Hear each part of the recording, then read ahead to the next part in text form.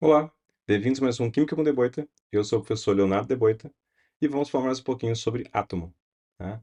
Quase 2000 anos depois que Leucipo e Demócrito comentam sobre a ideia do átomo, John Dalton, um físico britânico, volta a falar sobre esse assunto. Muito tempo se passou. A alquimia aconteceu, a teoria dos elementos continuaram sendo comentadas, mas John Dalton, baseando-se nos experimentos de outros dois cientistas, Antoine Lavoisier e Joseph Proust, ele comprova a existência do átomo. Neste momento, um salto muito grande para a história é dado, porque o átomo deixa de ser apenas uma ideia para ser algo comprovadamente existente. É a primeira ideia experimental, a primeira representação experimental comprovada de que o átomo existe. Para tentar entender um pouquinho o que esses dois cientistas fizeram, né, para contribuir com John Dalton, vamos falar um pouquinho deles. Antoine Laurent de Lavoisier foi um químico francês que viveu na época da Revolução Francesa e ele fez uma grande contribuição para a química como um todo.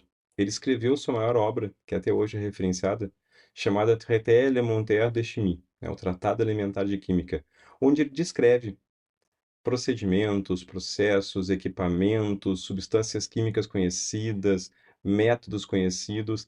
É aqui que temos um marco muito grande na química como um todo, da documentação e dos registros, né? Para a gente aqui a química surge com o formato que nós conhecemos hoje, ok? Neste tratado elementar de química, Lavoisier descreve vários tipos de trabalhos, né? Vários experimentos, e um deles chamou muita atenção do Dalton, porque justamente fala da análise da massa. Antoine Lavoisier gostava muito de fazer análise de massa, né? Esse experimento aqui é um experimento que retrata o uso de mercúrio na formação de óxido. O que que ele fez? Dentro dessa retorta, desse frasco de vidro ali em cima com um caninho espichado, né, um caninho comprido, ele coloca mercúrio num processo completamente fechado e do outro lado ele deixa ar, né, estancado, estanque, no sentido de estar isolado do ambiente, com mercúrio também. Então é um processo fechado onde só tem mercúrio e ar. Ao aquecer o mercúrio, alguns cristais avermelhados começam a se formar, né? E há diminuição da quantidade de mercúrio e diminuição da quantidade de ar. Isso quer dizer que o ar e o mercúrio estavam reagindo para formar aqueles cristais. Esses cristais eram óxidos de mercúrio. Nesse caso, tem uma reação química acontecendo, desencadeada pelo calor, onde o mercúrio reage com oxigênio, formando os cristais avermelhados de óxido de mercúrio. Ao analisar as massas desse processo, é possível compreender que a massa não variou. Então, a grande conclusão desse experimento foi que, em uma reação química feita em recipiente fechado, a soma das massas dos reagentes é igual à soma das massas dos produtos.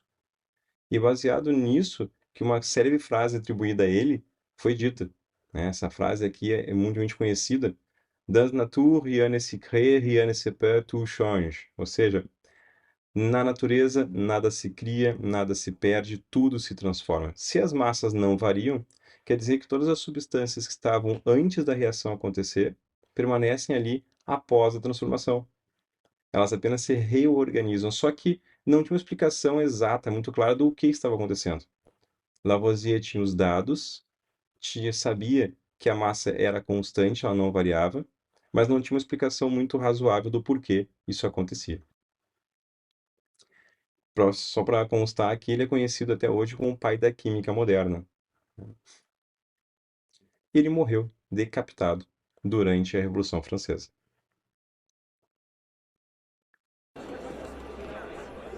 Para quem gosta de Assassin's Creed, existe uma DLC, The Chemical Revolution Mission, onde justamente Arnaud, o estamos personagem felizes em te principal, o ver. Arnaud, Meu bom ele amigo. interage E a com fórmula está Lavoisier. segura? Sabíamos que daria um Só por jeito. curiosidade, para quem curte videogame, quem curte jogos.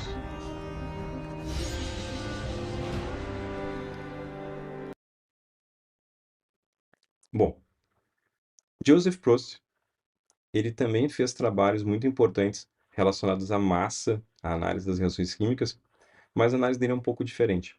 Aqui eu peguei um exemplo. Se chumbo reage com enxofre, ele gera um sal chamado sulfeto de chumbo 4. Essa reação química ela pode ser analisada, principalmente a partir das suas massas, e foi o que Joseph Proust fez.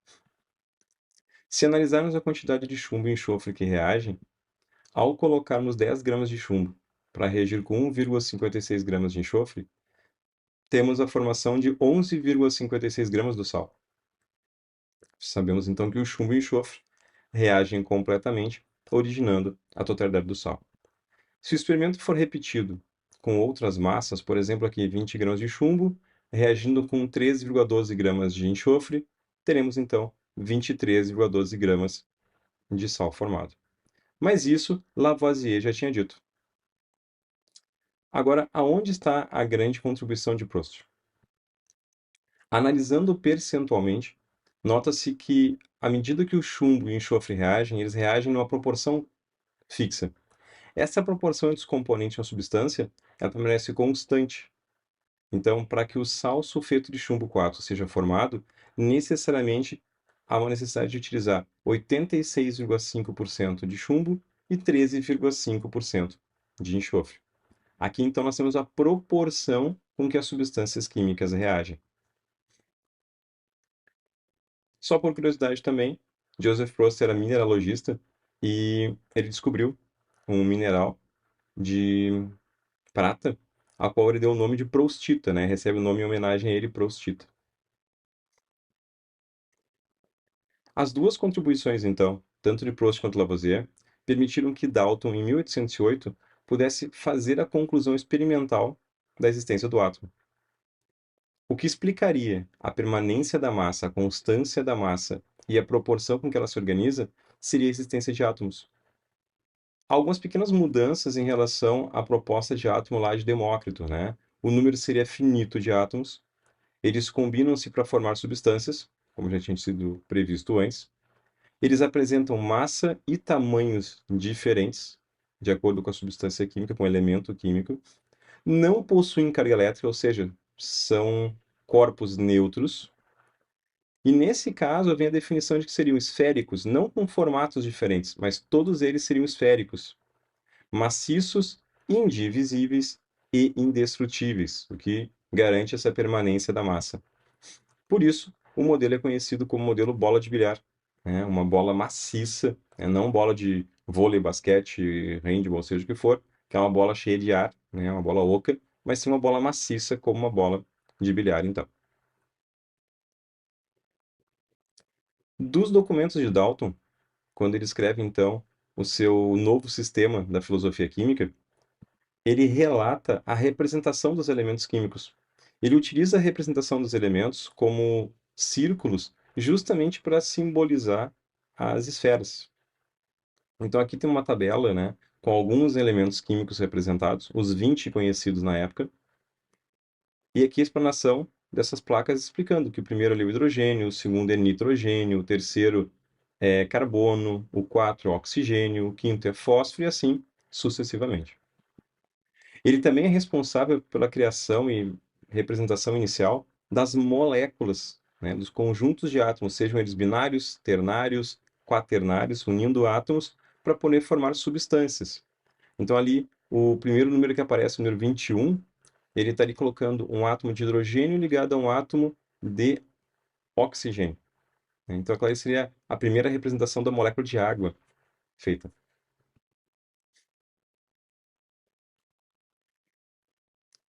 Para tentar entender melhor como isso acontece, entenda a representação. Essas esferas todas aqui estão representando átomos de ferro. Então, um pedaço de ferro é composto por átomos de ferro somente. E o ar contém gases na sua composição. Entre esses gases, nós temos, por exemplo, o oxigênio. Aqui nós temos o gás oxigênio representado por essas duas bolinhas, né, as duas esferas de vermelhas. Então temos tamanhos diferentes com cores diferentes para representar os átomos diferentes, certo? Quando átomos de oxigênio se aproximam do ferro, eles acabam se ligando de forma diferente. O oxigênio se liga com o ferro formando óxido de ferro. A ferrugem em si, ela é formada por trióxido de ferro, tá? Mas como aqui a gente está introduzindo o assunto, eu vou representar apenas por óxido de ferro.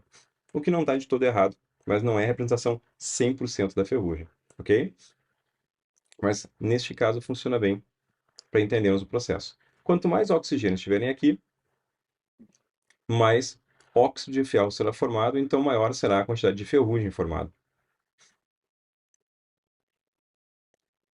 De maneira esquemática, para entender que as massas permanecem constantes, a gente tem aqui que os dois átomos de ferro reagem com dois átomos de oxigênio, formando duas estruturas de óxido de ferro. As duas estruturas, então, da ferrugem. Atualmente, nós representamos assim, com as letras dos elementos químicos. Dois átomos de ferro mais uma molécula de O2, de oxigênio, vai originar duas estruturas de óxido de ferro. Mas isso é uma representação moderna. Os reagentes estão à esquerda da setinha e os produtos estão à direita ali da seta. Tá? Justamente confirmando a teoria ali de Lavoisier, o número de átomos nos reagentes tem que ser igual ao número de átomos do produto. Ou seja, a massa dos reagentes permanece constante, sendo igual ao somatório das massas dos produtos. Então, essa teoria do átomo, ela confirma, ela explica e confirma o que Lavoisier e Proust já tinham determinado. Por ser uma representação muito simples, né, simplista, até hoje nós utilizamos a representação de Dalton quando queremos representar alguns átomos e como eles estão ligados entre si. Aqui existe uma representação de uma molécula onde os átomos em cinza no centro são átomos de carbono e ao redor nós temos átomos de hidrogênio. Então nós temos dois átomos de carbonos ligados a 6 átomos de hidrogênio, né, formando então a molécula de etano, certo? Essa representação aqui, basicamente, são esferas ligadas entre si. Nós estamos utilizando a representação de Dalton.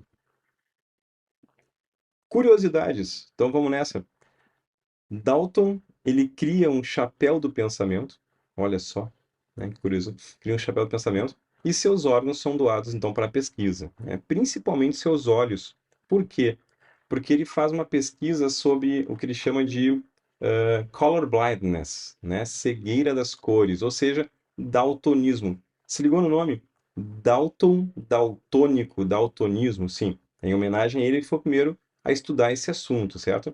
Essas duas imagens aqui fazem parte do teste de Ishihara para poder saber se as pessoas são daltônicas, né? Saber se a pessoa possui algum tipo de daltonismo. Neste caso, pessoas com daltonismo, né, com algum tipo de daltonismo, não conseguem enxergar nenhuma imagem aqui, à esquerda, né, de quem está assistindo.